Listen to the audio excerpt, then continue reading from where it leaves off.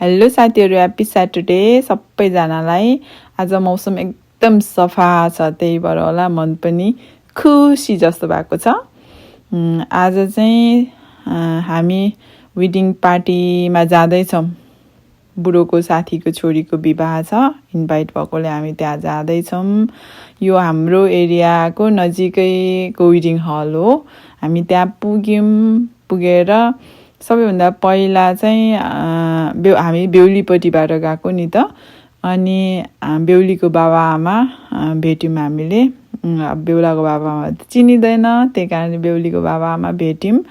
यहाँ पनि हाम्रोतिरको जस्तै सरौ राख्ने दिने चलन हुन्छ।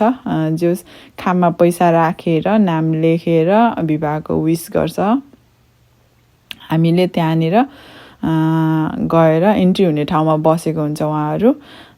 अनि त्यहाँ गएर पैसा राखेर खाममा दिने चलन हुन्छ र बुढोले गर्दैछ यो चाहिँ।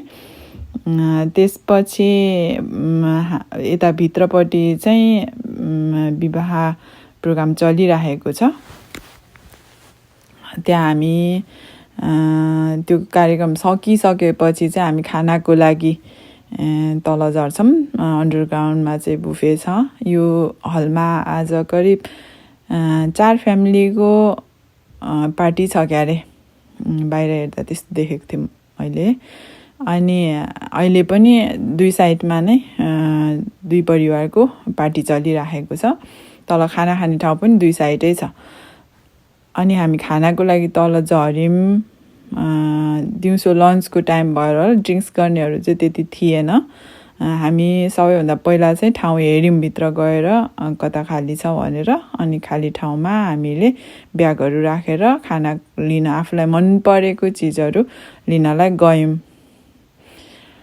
खानेको भेराइटीहरू धेरै भएकोले होला सबै त खान सकिँदैन। यसो आँखाले सबै हेरेँ अनि आफूलाई के मनपर्छ र आफूलाई थाहा छ नि त। अब आफूले खाइराखेको टेस्टहरू थाहा भएकोहरू चाहिँ एक पिस हाल्दाखेरि पनि अट्दैन के त्यहाँ।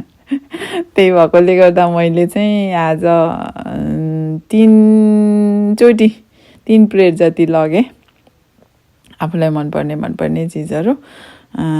अनि अझै अब खान मन लागेको चिजहरू त खान सकिँदैन। त्यहाँ भएको चिजहरू सबै टेस्ट गरौँ न भन्यो भने सकिँदैन नि त। तर पनि मैले 3 प्लेट चाहिँ सकेँ। टन्न भएँ। म अलि ढिलो नै गएको थिएँ नि त। त्यहाँनिर 1 बजेतिर पुगेको थियो। अब आफ्नो खाना खाने